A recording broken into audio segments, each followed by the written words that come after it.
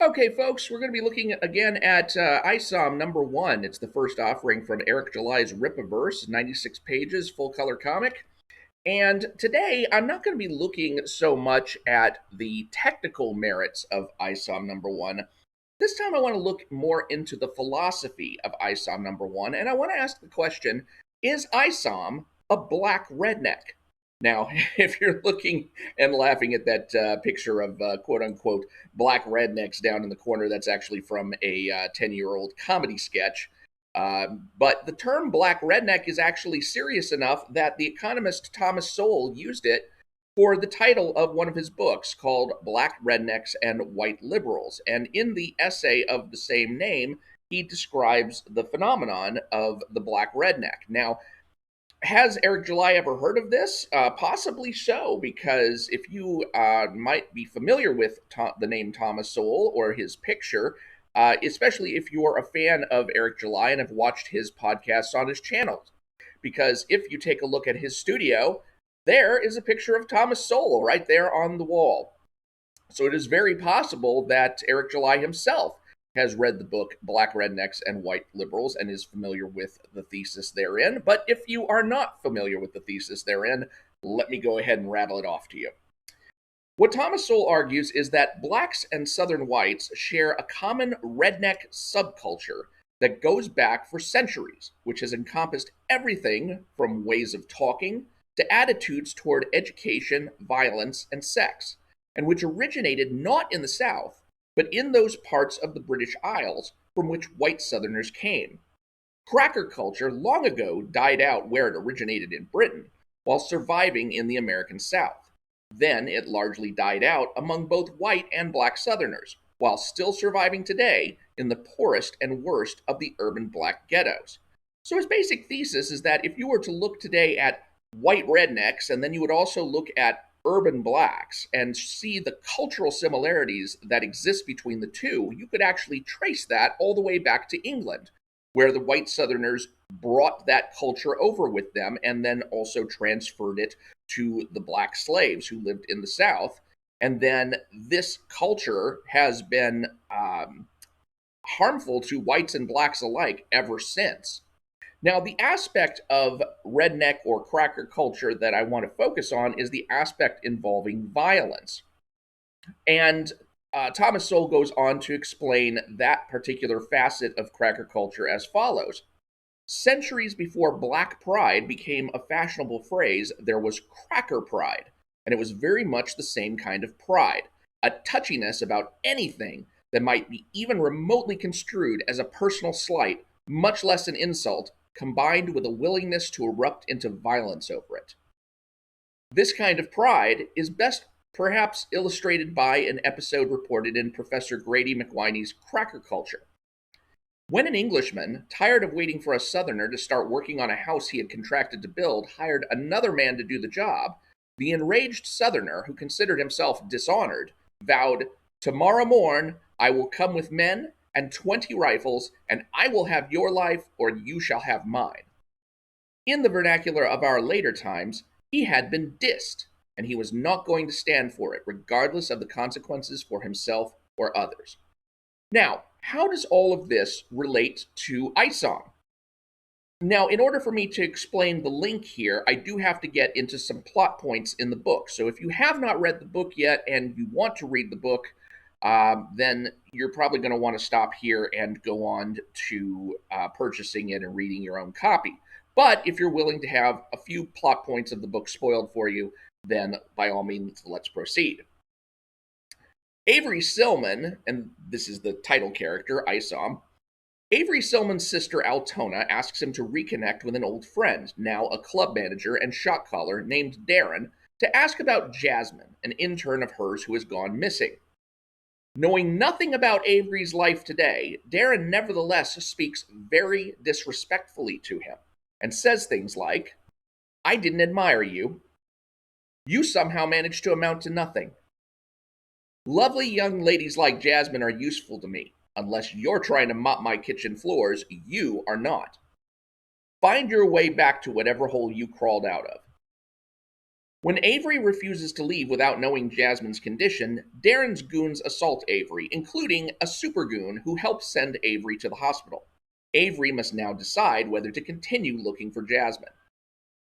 Now, if this book, if Isom number 1 were a traditional heroic story, then Avery might exhibit some of the heroic reasons to stay that you would associate with a hero character, that you would associate with nobility, that you would associate with honor and justice and things like that. For example, concern for Jasmine.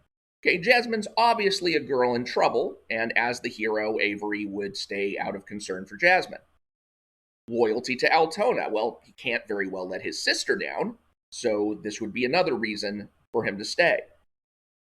A sense of justice. Darren cannot be allowed to get away with mistreating a young woman.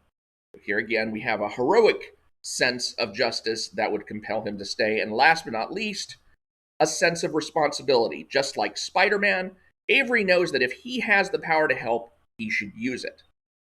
Now, Avery does decide to stay and continue searching for Jasmine. But what are his reasons? What are the reasons he gives for why he decides to stay and keep looking for her despite the fact that it's dangerous for him?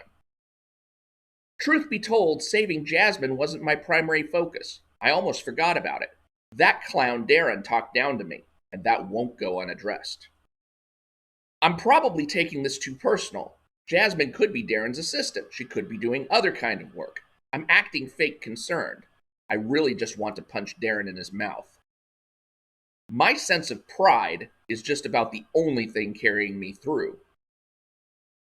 I came to Darren with respect and was met with disrespect. That cannot be tolerated. I'll walk in that sleazefest club and break Darren's face.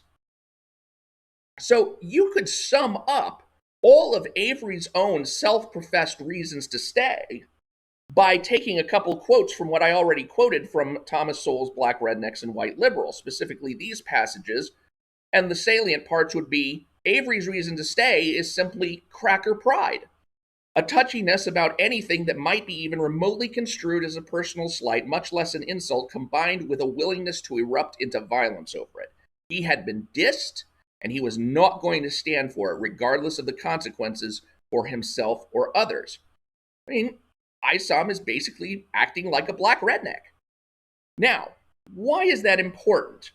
Well, let's face it, Isom is a prominent now, of course, because of all of the hoopla surrounding him and the high dollar price tag and all the news and all the media and such. Isom is a prominent black character. There's going to be a lot of black kids who are interested in this book. There are going to be a lot of black parents who are going to be interested in handing this book to their kids. Now, what's going to happen once they encounter Isom in the comics, especially the boys? And I can't help but think of something that Ethan Van Sciver recently said on a podcast. He says, when a boy picks up a Batman action figure, that boy takes on everything he knows about Batman, the qualities, the personality, etc. He becomes Batman, the Dark Knight. Boys take fantasy and make it a part of themselves. Okay, so what are they going to make a part of themselves when they pick up Isom? They're going to make this cracker pride part of themselves. This is the most prominent part of Avery's personality throughout the book, is that he is willing to fight back when he feels he has been disrespected. Is that something that actually needs to be reinforced in black culture today? Oh, hell no. You don't need it reinforced in any culture today. This kind of cracker pride. This is a poison to culture. This is not something you want continuing on. And yet, in Isom, it continues on. And it's going to promulgate. Now, let's just be clear. This is only part one of Avery's story. We don't know whether or not he's actually going to have a heroic arc that gets him away from this cracker pride and into more noble values. I mean, the same thing happened originally with Stan Lee's Spider-Man. Stan Lee's Spider-Man, originally Peter Parker was very self-involved, very selfish. He didn't care about anybody but himself. And yet by the end of his origin story, he had transformed completely into someone who understood that with great power there must also come great responsibility. The thing is that all took place within the span of about 12 pages. This was back in the day where you could actually tell a comic book story in a relatively short amount of time and have, a complete heroic journey in that single issue. If you picked up Amazing Fantasy number 15, you were going to see that heroic transformation take place right there in front of you. If you pick up Isom number 1, you're going to get 96 pages of Avery being the same person he's always been. You're going to get to see Avery being this black redneck the whole time. And so you are not necessarily going to see him leaving this kind of personality flaw behind until maybe later books on, and that's months away. And how many kids are actually going to stick around for that? How many kids' parents are going to be able to afford the price tag on that to keep them in the story long enough for Avery to make this heroic journey, assuming he's even on that journey? For all I know, Eric July finds this kind of cracker pride to be a noble facet of Avery Silman's character and might keep it right there. Don't know. Have no idea. So this is one of my problems with Isom on a philosophical basis, is that Avery, even self-professed, is not a hero in the truest sense. He's not emulating heroic values or virtues. He's not necessarily someone you want to read further about unless you know he's going to grow from this. And maybe he will, but maybe he won't. We have no certainty of that, and we have no idea how long it's going to take. In the meantime, what we've got is a comic book about a black redneck. I'm Mike Partika. Thank you for joining me in this philosophical exploration of Isom, and I hope you will stick with me until the remainder of the book. I've probably got about 20 more pages to read, and then, hopefully we'll get a summary video, and we'll see where we go from there. There's other crowdfunded materials out there that, well, I'm sorry, not crowdfunded. This is a campaign book. This is not a crowdfunded book. It's a pre-order campaign. Got to keep that distinction clear, even though there's many similarities between the two.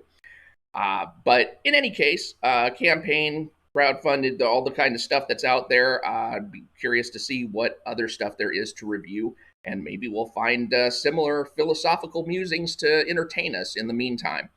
So I'm Mike Partika. Please do subscribe so that you will catch the next videos, and I will talk to you later.